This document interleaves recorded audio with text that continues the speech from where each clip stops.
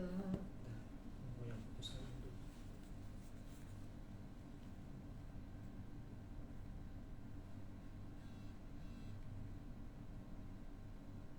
Oh iya, lighting yang lebih enak cuy.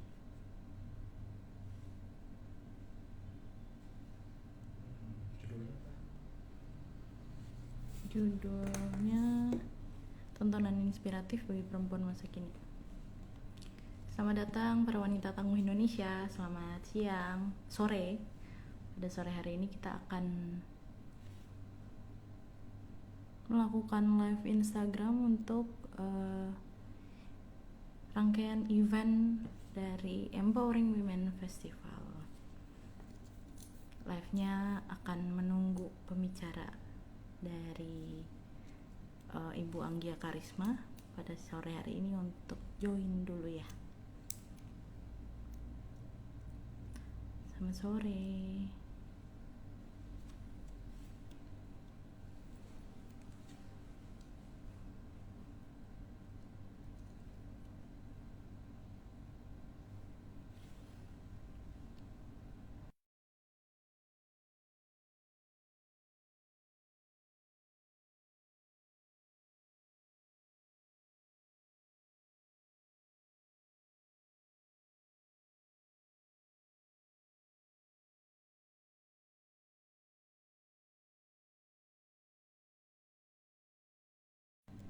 Selamat datang Ibu Novi, Ibu Y_Novi juga, Ibu Galuh Cesari, selamat datang. Para wanita tangguh Indonesia, jangan lupa informasi tentang live ini boleh loh dibantu share ke wanita tangguh Indonesia yang lainnya untuk berbagi informasi terutama tentang tontonan inspiratif bagi perempuan masa kini. Selamat datang Ibu Sindah Pradesa.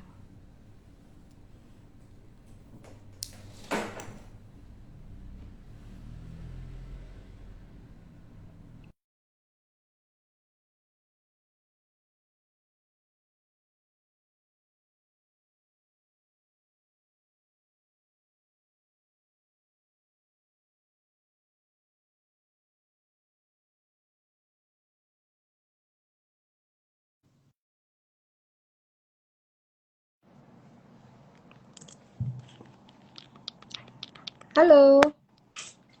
Oh, halo, selamat siang Ibu Anggia. Selamat siang. Mohon menunggu sebentar ya Bu. Iya dong.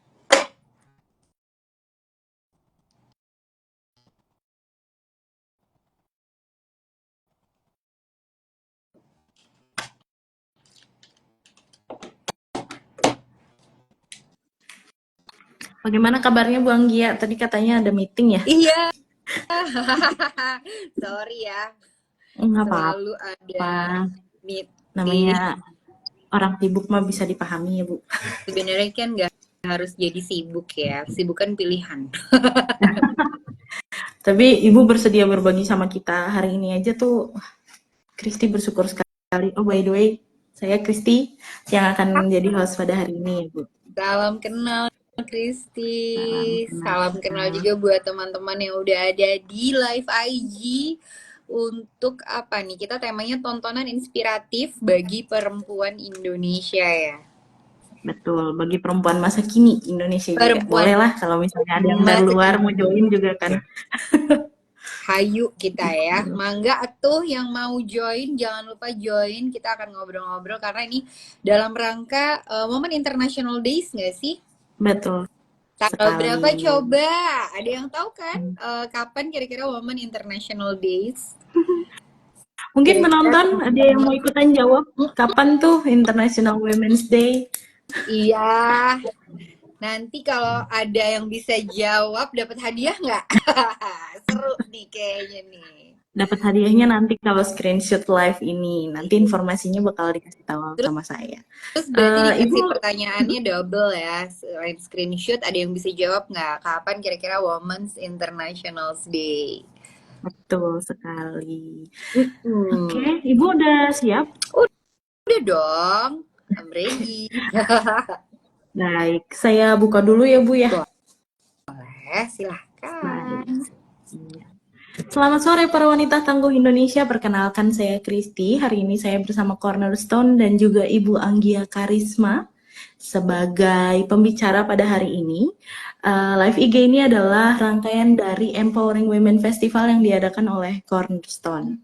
Topik pada hari ini adalah tontonan inspiratif bagi perempuan masa kini. Kita akan tanya-tanya Ibu Anggia tentang tontonan-tontonan apa dan juga tantangan dalam menciptakan atau membuat tontonan yang bisa mengembrace perempuan-perempuan Indonesia baik di masa kini dan di masa depan tuh sebaiknya seperti apa gitu kali ya Bu ya. Boleh. Nah, baik. Pada hari ini kita ada beberapa sponsor, diantaranya Organic Supply Co, Organic and Natural Ingredients for Health, Beauty, and Home Application, hadirkan minyak esensial, diffuser, hingga serum organik berkualitas. Selanjutnya ada Rasta Nusantara, meramu kebaikan alam, herba, dan rempah untuk keseharian sehat lestari untuk generasi kini dan nanti. Jamu sirup herbal tradisional. Selanjutnya ada Seasons Natural and Healthy Store. Your wellness is our priority. Ada Little Bee _ Baby and Kids Shop dan juga Kisah Suksesku. Nah, untuk event pada hari ini adalah rangkaian terakhir dari live Instagram festival Empowering Women Festival pada minggu ini gitu. Jadi kalau misalnya ada yang pengen ikut challenge, jangan lupa bisa ikutan challenge-challenge yang akan diadakan dan ditunggu sampai tanggal 10 Maret besok. Kalau mau tahu terms and condition, aturannya dan limitationnya bisa langsung kepoin akun Cornerstone Official. Dan juga jangan lupa di-follow juga Ibu Anggia Karismanya, karena banyak sekali informasi menarik yang pasti nanti akan diinformasikan oleh Ibu Anggia Karisma. Begitu.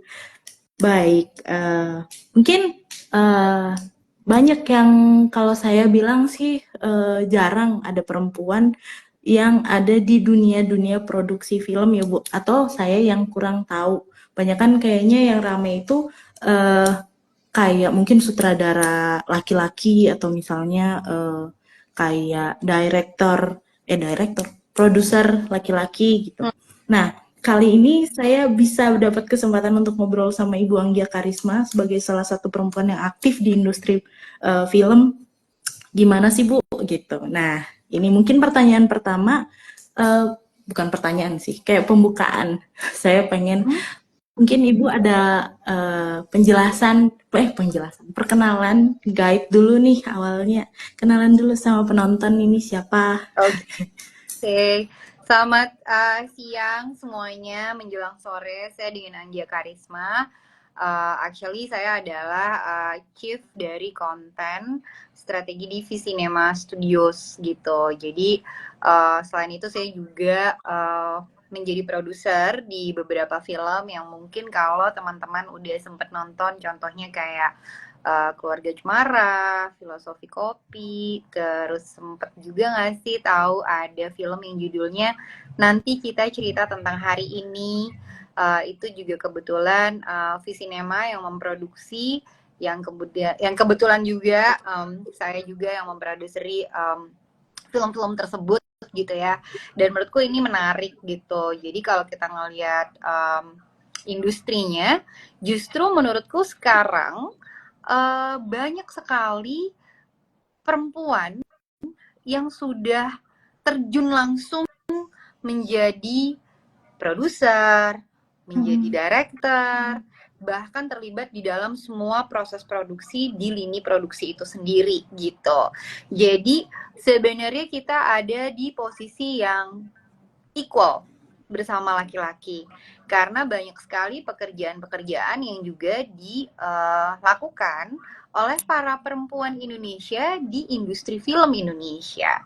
Jadi menarik sekali gitu. Dan jujur aja kayak di Visinema banyak sekali dari percentage gitu ya, orang yang bekerja di sini tuh rata-rata hampir 60% tuh justru 65% tuh perempuan gitu. Dan bangga banget gitu ya bahwa ternyata perempuan Indonesia itu punya resilience yang luar biasa tinggi gitu. Dan menurutku ini tuh adalah sebuah pencapaian atas keberhasilan kita sebagai perempuan untuk bisa mengeksekusi pekerjaan yang rasa-rasanya dianggap kok kita tidak cakap atau tidak tangguh melakukannya. Seperti itu, Kristi, kira-kira. Wah, inspiratif sekali ya. Ini baru awalnya aja udah inspiratif banget nih. Gimana nanti di akhir ya. Pokoknya pantengin terus aja para wanita tangguh Indonesia ya. Nah, berarti sebenarnya memang sudah banyak di lini-lini industri perfilman ini wanita-wanita yang juga ikut ambil bagian ya. Meskipun mungkin ya apa ya, kalau saya bilangnya kayak kesannya atau gimana sebenarnya sudah cukup equal, tapi mungkin kesannya yang terlihat belum banyak gitu, atau saya yang memang belum embrace atau belum tahu tentang jumlah perempuan ada berapa sih gitu di dalam dunia perfilman, terutama untuk bagian yang belakang layar gitu ya. Baik, saya ingatnya satu ada siapa ya? Ada director yang 2 orang itu saya agak lupa namanya. Pokoknya dia berpasangan gitu, dia director juga. Kayaknya Sebenarnya ada itu director. Kayak kita punya Camilla Andini gitu, salah satu director Indonesia yang berprestasi juga gitu. Kalau teman-teman pernah tahu judul film Yuni, itu juga didirect oleh Camilla Andini. Dan kalau teman-teman sempat nonton series Jengya, Gadis Kreatif, itu juga didirect oleh Camilla Andini. Lalu kemudian ada Gina Esnur. Jadi kalau teman-teman tahu, Gina Esnur itu sempat berkolaborasi sama saya menjadi partner produser saya di film Keluarga Cemara. Yang kemudian Gina bukan hanya menjadi produser, namun juga dia adalah seorang penulis naskah film yang juga menjadi director untuk film Dua Garis Biru. Kalau teman-teman juga pernah menonton filmnya. Terus ada banyak sekali sebenarnya produser yang luar biasa hebat di Indonesia. Contohnya kalau teman-teman tahu ada Mbak Mira Lesmana dengan filmnya Petualangan Sherina, lalu juga ada Mbak Shanti Harmain gitu ya, dengan banyak film juga yang luar biasa keren. Terus ada Mbak Lala Timothy, terus juga ada banyak banget sih sebenarnya gitu ya. Tadi kalau aku bilang ini mungkin untuk beberapa orang dianggap bukan pekerjaan yang mudah dikerjakan oleh perempuan. Tentu betul, tapi buat aku pribadi setelah aku menjalaninya, sebenarnya proses kita berjalan menjadi produser itu yang ini pernah kita sama-sama obrolin tuh sama seperti proses parenting gitu. Karena kita bukan one man show, kita bukan orang yang bisa mengerjakannya sendirian, karena dalam proses pembuatan film itu dibutuhkan clarity untuk bisa menyeimbangkan vision daripada director juga penulisnya. Maka kita bilang ada triangle system di dalamnya. Dan dalam mengerjakan proses tersebut, kita perlu dibantu sama beberapa teman yang memang sudah tahu juga apa pekerjaan-pekerjaan yang harusnya dikerjakan. Jadi sebenarnya banyak banget di industri film ini yang bisa kita kerjain walaupun kita adalah seorang perempuan. Contohnya di Visinema kemarin ada namanya Kori Adiani yang juga sempat jadi partner produser aku juga, dan dia adalah produser dari film-film Visinema juga. Contohnya ada Love for Sale, dan yang akan upcoming film ini juga lagi diproduksi oleh sudah dalam tahap selesai produksi yang judulnya adalah Heartbreak Motel, yang diangkat dari sebuah buku karya Ika Natasha gitu.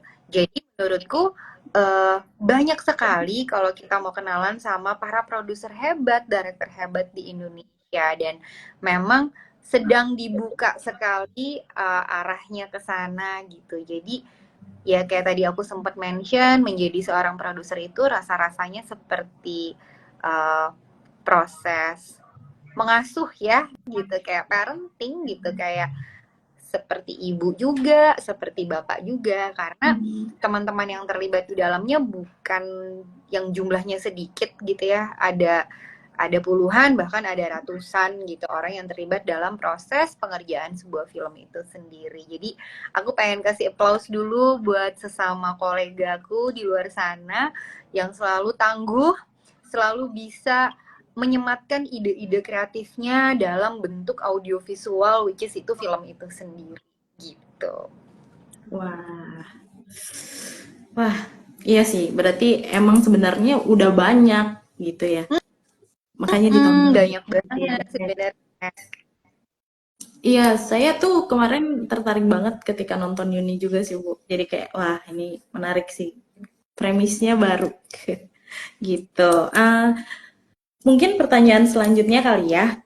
Kan itu tadi Bu udah menjelaskan bahwa di industri film Indonesia tuh sebenarnya udah cukup equal kalau misalnya jumlah laki-laki dan perempuan, bahkan mungkin bisa lebih banyak jumlah perempuannya di dalam industri perfilman di bagian backstage-nya.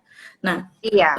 menurut kalau untuk Ibu sendiri nih, apa sih yang jadi inspirasi kenapa Ibu pengen berkarir di bidang ini gitu dan menjadi seorang Chief of Content Strategy and Film Producer gitu.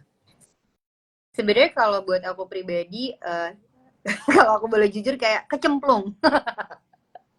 Karena emang basicnya tuh bukan juga dari sekolah film gitu ya, bukan juga dari broadcast gitu. Memang awalnya tuh justru aku adalah seorang dokter gigi. Lalu kemudian waktu berjalan aku punya pivotal changes, akhirnya aku masuk ke industrinya gitu. Dan di Visinema ini aku juga ngejalaninnya barengan sama suamiku juga, Angga Dwi Masa Songko, yang memang kalau pada dasarnya tuh awalannya juga nggak langsung ujuk-ujuk jadi produser gitu. Jadi aku mulai terlibat dalam proses kreatif, bahkan aku juga bener-bener mulainya dari nol banget kok gitu. Dari makeup, bahkan aku juga mulai dari wardrobe stylist, lalu kemudian terlibat aktif di dalam proses kreatif and production, lalu mulai dikasih kesempatannya untuk memproduce gitu.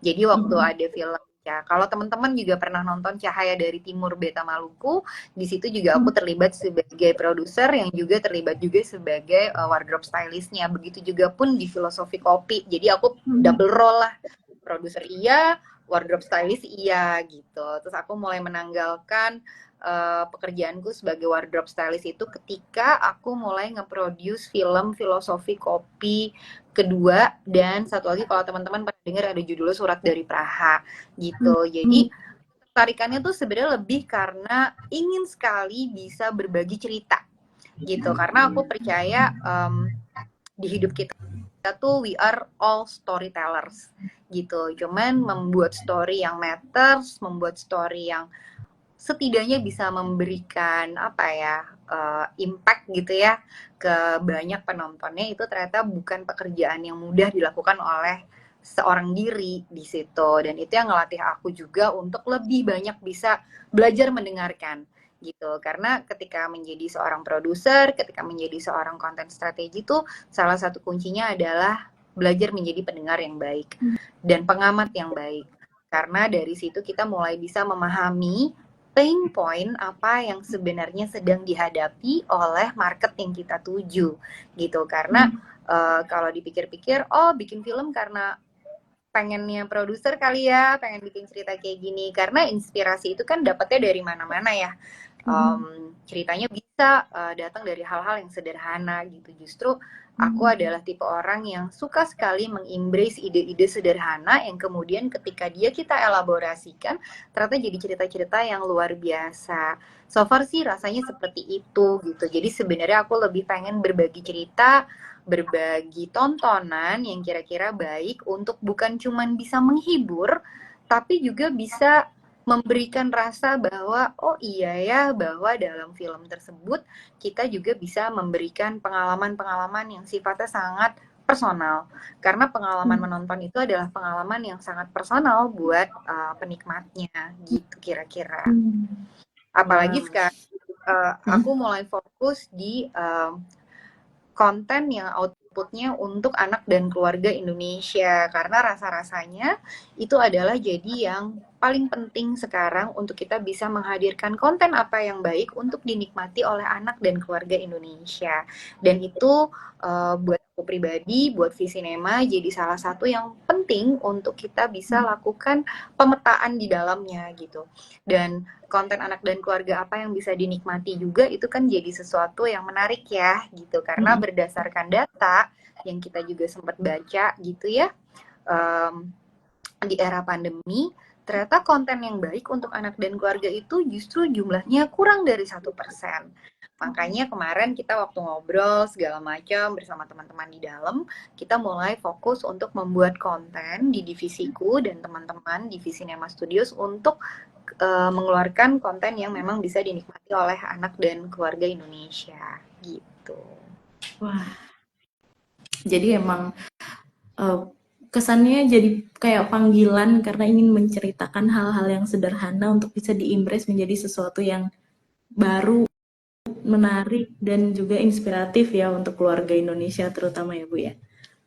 Iya, dan challenge-nya tuh adalah gimana ya kalau kita bikin film supaya terkesannya tidak menggurui. Nah, itu kan sebuah teknis production dalam proses story development ya. Jadi kita tuh pengennya berangkat dengan ketidakidealan gitu, supaya rasa-rasanya setiap karakter yang kita ciptakan itu adalah karakter yang sebenarnya sama dengan keseharian teman-teman yang ada di rumah, yang ada di dalam proses bertumbuhnya. Tergantung kita bisa menceritakan itu dengan cara-cara yang kita coba develop di dalam proses kreatifnya. Kayak gitu, Kristi, kira-kira. Semoga bisa dipahami ya oleh teman-teman yang menyaksikan live IG kita barengan sama Cornerstone. Iya, semoga bisa dipahami. Tapi kalau menurut saya penjelasan Ibu sudah sangat komprehensif dan menarik. Cuma satu hal yang bikin saya tertarik, tadi kan Ibu menyebutkan bahwa proses produksi film itu adalah sesuatu yang nggak bisa dilakukan sendiri gitu kan. Ya. Jadi bukan one man show. Dan bilang tadi itu ada mirip-miripnya sama parenting. Persamaannya di mana sih Bu menurut Ibu? Sebenarnya persamaannya tuh adalah ketika kamu menghadapi satu kondisi gitu ya sebagai orang tua kan kamu juga harus bisa menghadapinya dengan cara-cara yang mindful gitu. Walaupun kan itu juga jadi sebuah proses belajar bertumbuh ya. Kita sebagai leader, kita sebagai orang tua, kita sebagai ibu gitu yang kemudian ketika ada sebuah challenge atau hambatan di dalam sebuah proses produksi, sebenarnya pilihannya tuh ada pada point of view. Apakah kita mengabsorb atau kita akan mengobservasi yang kemudian akan melahirkan sebuah solusi. Dan rasa-rasanya kuncinya untuk menjadi seorang ibu, menjadi seorang orang tua, leader, ataupun produser tuh kesabaran ya. Makanya tadi aku mention di awal, kuncinya tuh adalah belajar untuk menjadi pendengar yang lebih baik gitu. Oke, kita punya visionnya, oke kita punya missionnya, kita punya clarity-nya, tapi untuk bisa menggabungkan beberapa ide di kepala-kepala orang yang juga luar biasa kreatif dan aktifnya itu kan juga butuh sebuah ketenangan untuk bisa belajar lebih mendengar dengan baik gitu. Karena dalam berkarya, dalam proses parenting, dalam proses leadership, sebenarnya musuh utamanya kan diri kita ya, yaitu adalah egonya kita. Nah, kenapa aku bilang more or less sama dengan proses parenting itu sendiri? Karena ketika kita memberikan contoh-contoh yang baik, ketika kita memberikan contoh-contoh yang rasa-rasanya bisa menjadi sebuah, kalau aku bilang tuh sebuah culture di dalam produksi, itu sama seperti kita membangun sebuah culture di dalam rumah gitu. Nah, that's why kenapa aku merasa proses berproduksi sebagai produser itu punya korelasi yang cukup sama dan menarik seperti proses parenting itu sendiri. Karena memang nggak ada, untuk menjadi seorang ibu kan nggak ada ininya ya, do's and don'ts dalam bentuk buku gitu, karena semuanya itu akan gitu ya, Bu. gitu. Jadi semua itu akan terjadi secara utuh gitu ya, karena kita sama-sama belajar dan terbiasa untuk menjadi seorang leader gitu, sebagai ibu, sebagai bapak misalkan, bahkan di rumah tangga aja kita play role kan, ada yang menjadi pilotnya, ada yang menjadi co-pilotnya, begitu juga di dalam proses produksi, karena bukan cuman produser punya co-produser, punya line produser, terus juga punya director, punya penulis, dan punya tim yang lainnya. Nah, itulah yang menurutku menarik. Jadi, tahu kapan mesti step up, kapan mesti step back, dan tahu kapan bagaimana bisa memberikan sebuah feedback dengan cara-cara yang menyenangkan sebenarnya. Dan itu yang lagi aku coba sekarang untuk jadi ibu gitu ya, gimana caranya untuk bisa memberi sebuah feedback yang membangun tanpa membuat anakku atau lingkungan di sekitarku merasa dalam posisi yang degrade gitu. Dan itu nilai-nilai yang sebenarnya pengen kita ejawantahkan dalam proses produksi supaya kita punya proses yang sehat dalam berkolaborasi, because every single voice is really matters untuk bisa mencapai goal di dalam proses produksi itu sendiri. Karena produser itu tugasnya bukan cuma menjaga output daripada kontennya menjadi sempurna, tapi juga kita harus menjaga budgetnya supaya tidak bengkak. Terus juga harus ngejagain proses produksinya supaya tetap on time. Kira-kira seperti itu. Dan bahkan produser juga harus bisa memikirkan cara-cara proses kreatif marketing dan promotionnya, termasuk juga sampai ke distribution. Gitu kira-kira. Wah, oke, baik. Berarti emang karena emang ada yang bertugas bagi tugasnya itu kesannya seperti parenting gitu ya. Karena Iya. nggak satu doang gitu yang kerja gitu. Dan butuh mindfulness, benar sih, setuju. Oke, pertanyaan selanjutnya kali ya. Karena saya juga sebenarnya penasaran, Bu Anggia kan seorang ibu ya. Nah, menurut Bu Anggia sendiri nih, gimana sih konten inspiratif itu bisa berkontribusi dalam membentuk perspektif dan aspirasi dari wanita terutama?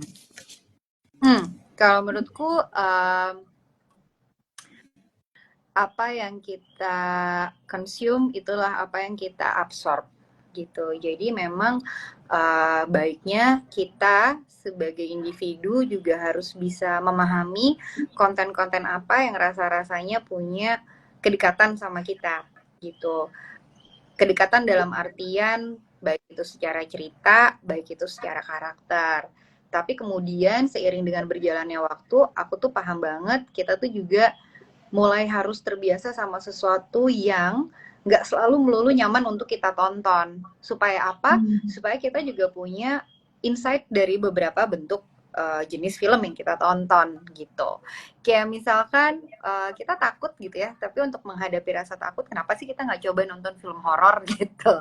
Kayak lumayan nge-challenge diri sendiri gitu.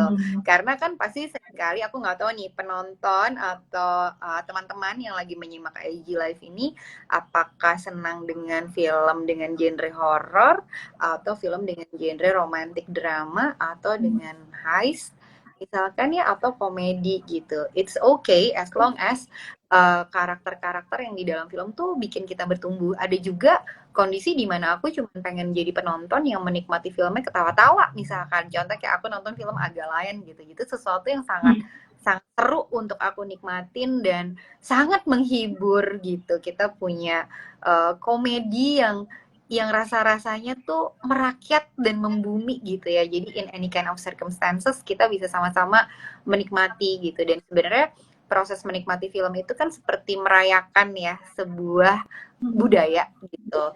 Dan kalau misalkan teman-teman punya pilihannya, menarik juga gitu untuk bisa di-share di sini. Mungkin ada yang bisa langsung ngetik di kolom komen gitu, film apa yang kira-kira menurut teman-teman tuh very woman empowerment. Kalau waktu itu kita sempat nonton, bahkan aku sempat bukan menonton ya, membuat satu film. Jadi kalau teman-teman bisa cek judulnya tuh Mantan-Mantan. Itu ada di Netflix gitu. Itu aku produserin barengan sama Kori. Dan ini tuh cerita tentang seorang perempuan yang shifting karena dia punya pivotal changes di dalam hidupnya. Seorang perempuan bernama Yasmina yang kemudian dia menjadi seorang paes manten. Dan yang menarik dalam proses produksi itu adalah aku sama Kori melakukan sebuah research bagaimana sih rasanya ketika kita bekerja sebagai seorang paes manten. Dan ternyata itu cerita yang menarik gitu, bahwa ada nilai-nilai kebudayaan, ada nilai-nilai magis, bahkan magicalnya, kenapa kita harus bisa dengan sangat sadar untuk menjadi seorang paes manten karena kamu punya tugas membuat dia super cantik di hari spesialnya. Namun kemudian proses menjadi seorang paes manten itu harus dihadapi oleh seorang Yasmina yang sama sekali tidak punya background makeup atau bahkan menyelami sisi magical, sisi keindahan dari proses paes manten tersebut. Dan I think itu cukup woman empowerment. Kenapa? Karena di situ kita juga ternyata diajarin untuk bisa belajar agile sama satu situasi kehidupan gitu. Karena jadi resilience itu ternyata jadi sesuatu yang harus kita punya gitu kan. Pilihannya adalah ketika kita mengalami satu kondisi yang tidak nyaman dalam hidup kita, apakah kita mundur atau kita rehat sejenak atau sebenarnya kita maju for whatever it takes gitu. Dan itu sebenarnya terangkum semua di dalam film Mantan-Manten seperti itu. Jadi kalau misalnya bisa dibilang bahwa kita men-challenge diri kita untuk hal-hal baru terutama dalam film, karena di dalam setiap film pasti ada hal-hal yang bisa kita petik. Kalau misalnya tadi contohnya dari mantan-mantan itu tentang resiliensi ya gitu ya Bu ya. Dan I think itu yang dibutuhin oleh semuanya ya, nggak cuma perempuan maupun maksudnya itu juga dibutuhin juga oleh laki-laki juga gitu, karena I think resiliency jadi salah satu keyword yang sejujurnya jadi keyword yang harus kita punya sebagai individu gitu. Ada perasaan gelisah untuk bisa memulai segala sesuatunya dengan cara-cara yang baru gitu. Kalau misalkan kita udah gak nyaman sama satu situasi, ya kenapa kita nggak coba keluar dari kotak nyaman kita untuk mencari sesuatu yang baru atau nge-challenge diri kita. I think itu adalah sesuatu yang membuat kita merasa jauh lebih hidup gitu, dan merasa kita juga jauh lebih menghargai keberadaan kita gitu. Itu sih kira-kira, dan film itu lumayan banyak memberikan inspirasi ya yang luar biasa besar, dan lagi itu juga karena pengalaman menonton adalah pengalaman yang paling personal yang bisa kita punya sebagai penonton. Wah, menarik sekali. Pengalaman menonton adalah pengalaman paling personal. Wah. Iya. Kalau setuju boleh, kalau enggak juga nggak apa-apa loh. Iya, saya sih setuju sih. Personalnya emang kayak kalau misalnya nonton film itu memang nilai yang kita ambil itu nggak bisa terus kita harus samain patokannya sama teman-teman yang lain, bahwa oh yang ini tuh kena banget di aku, atau mungkin di yang lain nggak begitu kena, justru yang kena itu nilai yang lain gitu sih. Iya. Setuju, sepakat. Rata-rata kan gitu ya, ada sesuatu yang bisa kita, Kristi bilang, yang kita bisa petik gitu ya, hikmahnya, benang merahnya, pengalamannya, atau bahkan perjalanan daripada karakternya bertumbuh gitu. Betul sekali, menarik. Wah, tambah asik nih. Kalau misalnya ada yang tertarik untuk nonton, silahkan ya. Ini ada Mantan-Manten dan film-film lain yang tadi Bu Anggia sebutkan tuh kayaknya menarik untuk bisa kita petik nilainya kayak tadi ya. Kalau ada yang setuju boleh di love. Oke, ya pertanyaan selanjutnya nih, menurut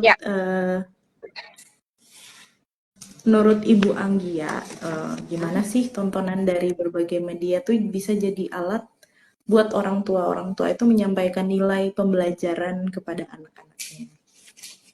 Maaf, boleh diulang, sorry. Nah, gimana tontonan berbagai media itu bisa jadi alat buat orang tua menyampaikan nilai-nilai ke anaknya?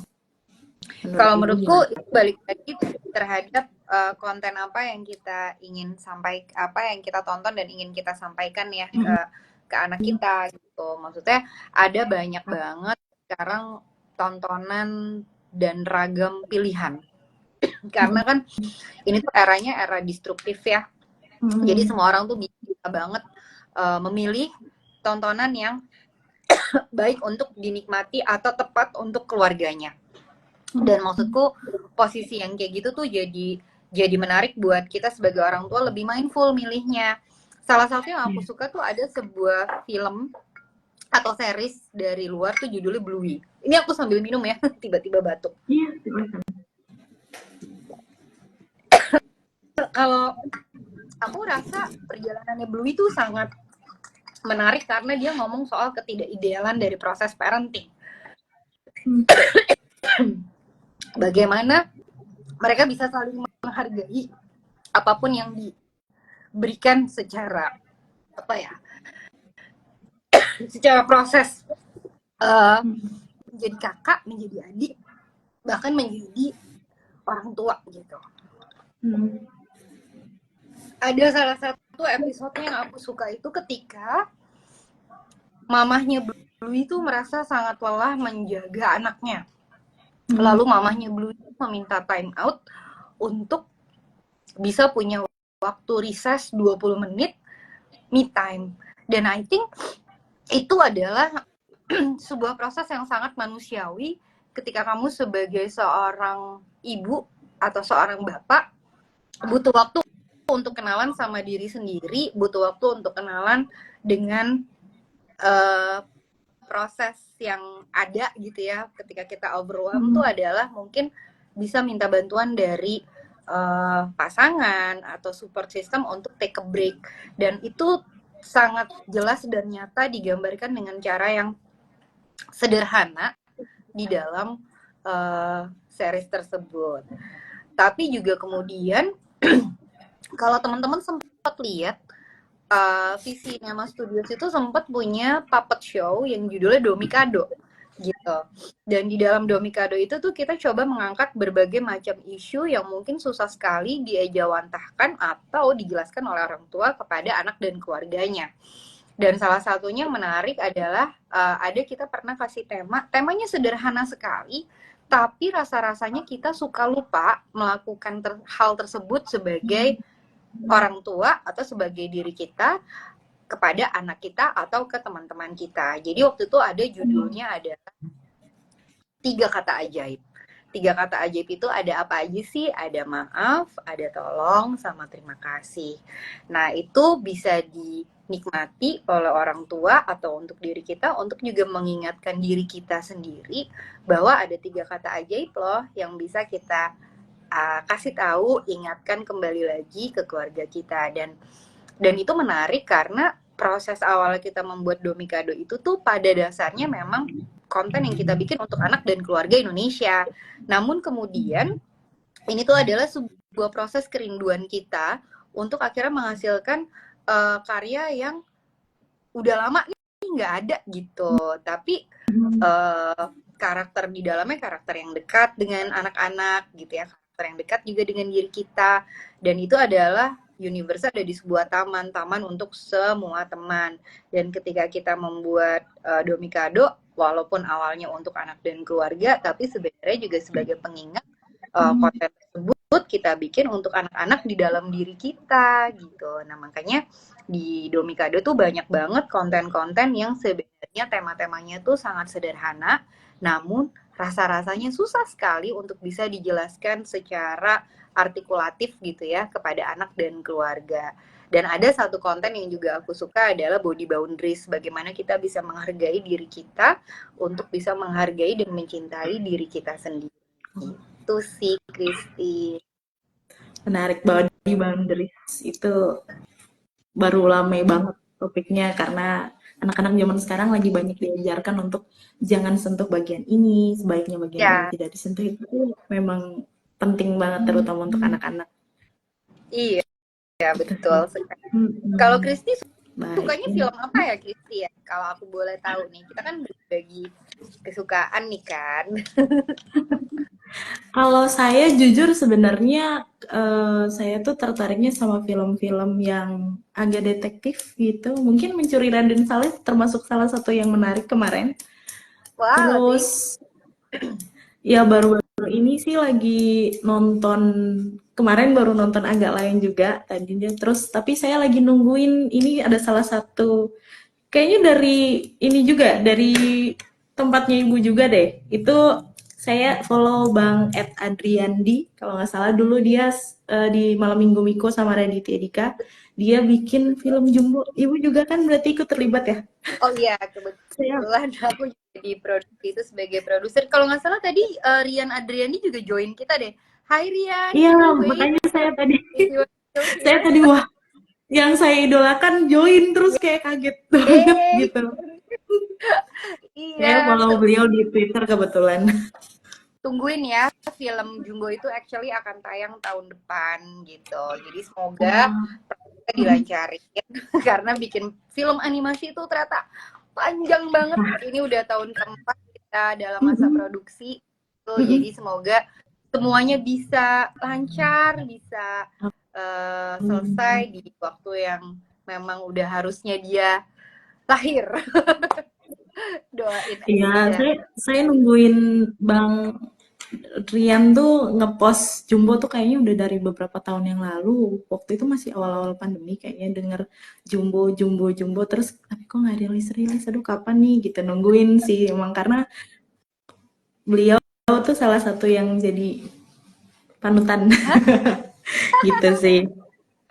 Oke, Iya, thank you, Chris. menarik sih. Berarti kemungkinan tahun depan ya Bu film Jumbo ya? Iya, tahun depan kita akan tayang. Nanti kabarin aja ya, siapa tahu kalau waktunya berjodoh, kita undang kamu ke gala premier kita ya, Kristi ya. Terima kasih Bu. Ya, semoga prosesnya lancar, tidak ada hambatan dan kendala. Karena saya juga tertarik sih film Jumbo gitu. Iya. Yang nggak terasa nih udah 30 menit obrolan kita, Bu. Nah, sekarang mungkin saatnya buat para penonton yang tertarik untuk pengen tahu ngobrol-ngobrol lebih lanjut sama Ibu Anggia untuk tanya-tanya bisa langsung ketik di kolom komentar buat bertanya langsung nih ke Ibu Anggia mumpung Ibu Anggianya masih live dan masih mau ngobrol sama kita karena Ibu Anggia ini sibuk Enggak nyiapin juga Jumbo kok. biar cepet rilis saya nungguin Boleh banget gitu. dong, gitu. Kak Bu, ini Ada yang tadi mau ada tanya pertanyaan sih. apa, silahkan. Atau mau tanya juga ramalan bintangnya, boleh loh. Ibu Anggia zodiaknya apa? Wah, jadi nanya Kita ramalan di bintang nih. ngobrol zodiak ya. Kalau aku tuh Scorpio, kalau Kristi apa? Wah, saya sebelumnya Scorpio Libra kebetulan. Sebelumnya Scorpio berarti Libra. eh oh Libra, bener-bener. Kok tadi aku mau jawab Tuh. Libra, iya. Iya, kita tetanggaan ya. Iya. Nah, ini tadi sempat ada yang nanya dari Ibu Sindah Pradesa nih pertanyaannya, mengapa nih judulnya tontonan inspiratif bagi perempuan Indonesia? Kok bukan tontonan keluarga Indonesia dan apa tontonan yang direkomendasikan untuk menjadi perempuan tangguh? Dalam tanda kurung selain Kartini. Kalau mungkin yang bagian atas saya bantu jawab dulu ya, karena mungkin ini kebetulan temanya sesuai, besok adalah malah jadi jawab. Ini adalah rangkaian Tadi pertanyaan kita ya. Empowering Oh, Women Festival. Jadi memang mungkin kita akan fokus ke bagaimana sih kita membantu wanita-wanita Indonesia dalam mengimbres dirinya menjadi versi terbaik dari dirinya, menjadi iya. wanita yang dalam tanda kutip bisa bahagia dan mindful gitu-gitu sih. Jadi bisa berdaya, bisa otentik. Kalau misalnya ada yang ikut live IG yang pertama itu dari Bapak dibilang high value woman. Menurut Bapak itu adalah salah satu tanda bahwa perempuan itu menjadi versi terbaik dari dirinya sendiri gitu. Nah, untuk pertanyaan yang ini kayaknya saya juga mending nanya sama Ibu Anggi aja yang lebih ngerti kali ya. Tontonan yang direkomendasikan untuk menjadi perempuan tangguh, mungkin ada nih bisa dibantu Ibu. Oh, dari aku ya, pilihan aku. Aduh, Mm-mm. kayak banyak banget ya. Kalau tadi kan aku udah Mm-mm. mention ada mantan-mantan.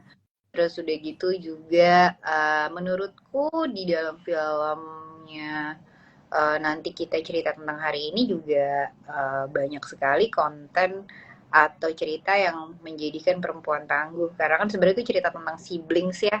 Anak pertama, anak Mm-mm. kedua, anak ketiga, dan juga ada Betul. keluarga gitu. Maksudnya itu juga salah satu yang menarik buat disimak gitu. Karena sebagai individu, kita tuh juga sebenarnya hidup dalam satu komunitas. Dan komunitas yang paling hmm, kecil dan menjadi core hidup kita kan sebenarnya keluarga ya gitu. Bagaimana proses kita bertumbuh, bagaimana proses kita bisa meyakini apa yang kita percaya gitu.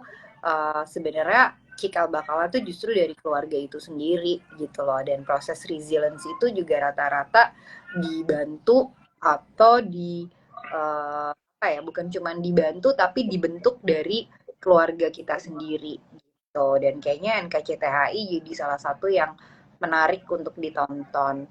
Terus apalagi ya, kalau aku tuh suka juga Little Moment, itu juga cerita yang menarik ya gitu. Dan em, ada banyak banget tontonan gitu yang kayak menurutku juga juga seru gitu. Tapi aku juga cukup suka sama cerita-cerita yang eh, lebih kayak easy to digest juga gitu.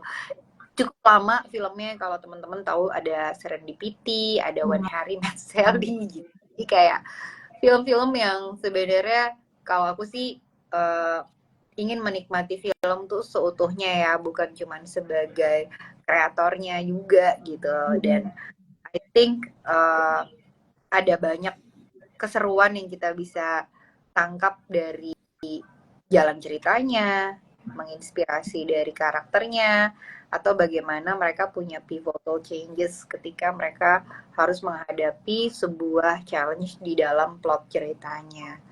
Itu sih. Jadi kalau aku sih sebenarnya nggak terlalu gimana-gimana. Selama filmnya bisa menghiburku dan bisa membuatku merasa nyaman, jadi kayaknya aku seneng-seneng aja buat nonton. Karena aku juga lebih suka any kind of movie genre juga sebenarnya aku coba buat menikmati ya. Wah, tuh tadi rekomendasi dari Ibu Anggia bisa dicatat ya, para wanita tangguh Indonesia. Baik, kayaknya nih mendekati sesi terakhir nih. Sekalian saya minta apa ya? Minta waktunya untuk promo-promo. Kebetulan kami juga nih sebagai wanita Indonesia yang kebetulan punya anak, kita mau promoin. Jadi Cornerstone itu punya camp namanya Cornerstone Youth Camp yang akan diadakan nanti pada bulan Juli. Nah, kalau misalnya para ibu-ibu berminat dan umurnya mungkin ngepas, sekitar usianya berapa ya Kak? 8, 9 sampai 13 sampai 15 tahun. Jadi umur 9 tahun sampai 15 tahun kalau misalnya ada yang berminat untuk memberikan apa ya, hiburan untuk anaknya ketika liburan daripada di rumah aja, terus anaknya juga bisa bersosialisasi dengan teman-teman yang lain, bisa ikutan. Nanti acaranya di Lembang gitu. Nah, kalau misalnya untuk Ibu sendiri, saya masih nungguin film Jumbo. Ada lagi nggak Bu, yang film yang lagi digarap nih? Guys, nggak sabar banget untuk Jumbo beneran. Kalau buat Jumbo sih masih tahun depan, tapi rasa-rasanya ada juga yang untuk woman empowerment yang juga kebetulan disutradarai oleh Mas Angga, yang tadi aku juga udah mention, ada Heartbreak Motel. Tungguin aja kapan filmnya bisa dinikmati. Semoga prosesnya juga jadi proses yang menyenangkan ya gitu. Nanti kita akan kabar-kabaran kira-kira kapan sih filmnya tayang. Rasanya itu sih gitu yang bisa aku sampein. Jadi kira-kira buat yang menikmati film ini, obrolan kita hari ini, ada yang tahu nggak kira-kira kapan sih Women International Day ya kan? Kalau ada yang udah jawab, boleh di-share di kita punya ini ya, komen ya, Kristi ya. Boleh. Kalau misalnya ada yang tahu International Women's Day-nya kapan, bisa di-share atau ikut komentar di sini. Iya. Tuh, siapa tahu nanti dapat hadiah spesial. Nah, ini hadiah spesialnya adalah sesuai dengan tadi yang saya promokan, ada camp di bulan Juli. Nanti ada diskon 20%, 20% untuk pendaftar camp yang ikut berkomentar dan men-screenshot live Instagram ini. Diskon 20% tuh gede ya. Gitu. Baik. Iya. Ya, baik. Mungkin sampai di sini dulu obrolan kita, Ibu. Terima kasih banyak untuk Ibu Anggia yang bersedia untuk berbagi cerita, berbagi inspirasi untuk para wanita tangguh Indonesia yang sedang menonton. Saya personally sangat bersyukur bisa ngobrol sama Ibu Anggia karena sangat menginspirasi saya pribadi. Gitu. Thank you Kristi, semoga obrolan kita bisa bermanfaat ya. Dan sekali lagi aku juga pengen ngucapin Happy Women's International Day, because better self is a never ending journey. Jadi tetap semangat tetap percaya bahwa kamu adalah wanita Indonesia yang hebat, wanita yang tangguh, wanita yang kuat, dan wanita yang selalu mampu untuk mencintai dirinya sendiri dengan lebih baik lagi. Baik sekali. Baik, sebelum kita mengakhiri live kita pada hari ini, saya mau bacain sponsor lagi. Terima kasih banyak untuk para penonton yang sudah bersedia untuk stay sampai di akhir live Instagram ini. Jangan lupa untuk follow akun Ibu Anggia dan juga _OFC untuk mendapatkan promo dan informasi mengenai challenge-challenge yang masih ada sampai nanti tanggal 10. Gitu. Nah, sponsor pada live IG pada hari ini adalah Organic Supply & Co, Organic and Natural Ingredients for Health, Beauty, and Home Application. Hadirkan minyak esensial, diffuser, hingga serum organik berkualitas. Selanjutnya ada Rasa Nusantara, meramu kebaikan alam, herba dan rempah untuk keseharian sehat lestari untuk generasi kini dan nanti, jamu sirup herbal tradisional. Selanjutnya ada Seasons Natural and Healthy Store, Your Wellness is Our Priority. Selanjutnya ada Little B _baby and kids shop. Lalu ada kisah.suksesku. Jangan lupa di follow, lalu kepoin challenge-nya akan seperti apa. Baik, kita sudah di penghujung live pada hari ini. Terima kasih untuk semuanya. Apalagi ya? Saya tutup live Instagram pada hari ini. Terima kasih Bu Anggia. Sampai jumpa di kesempatan selanjutnya. Thank you. Baik, saya Kristi, saya pamit undur diri. Selamat sore. Bye-bye. Bye semuanya.